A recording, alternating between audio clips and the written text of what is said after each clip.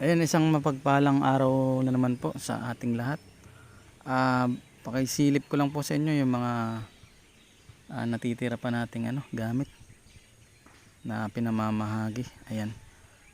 Ito po yung santok tres pico na baliktaran. Ayan. Napakainam po niyan pang protection sa katawan. At ayan, sa mga sitahan din po ay iwas po yan kasi lampasan po siya. Ayan, meron din po para tayo dito na na Sagrada Familia. Ayan, mainam din po yan sa pamilya, kaayusan ng pagsasama ng pamilya. Ayan.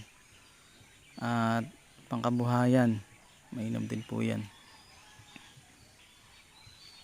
Ayan. At ito nga po pala yung Santissimo, likod niya. Napakainam din po niyan, protection sa sarili. Ayan. At ito naman po yung Lucky Packet. Napakahusay po niyan sa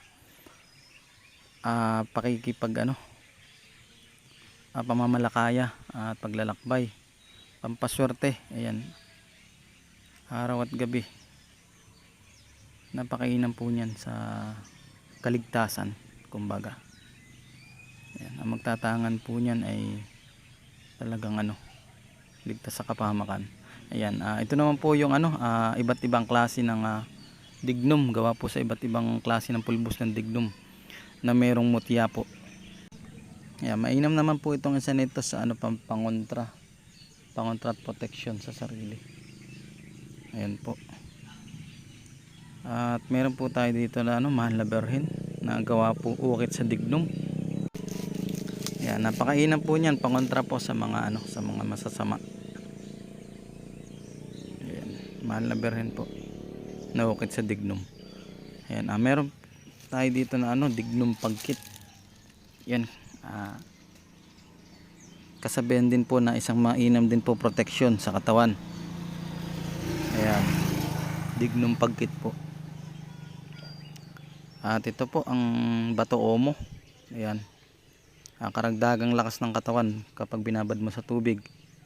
At nagbibigay din po ng kabal sa katawan kapag nadebosyonan nyo ng 49 days at napakapit ng mga orasyon. Ayan. Ito naman po ang napakahusay na pangsipsip ng mga kamandag, lalong lalo na po sa aso. Ayan, napakainam po niyan. Tawa kung tawagin. Ayan. O sungay ng usa. Ayan. Napakainam po niyan.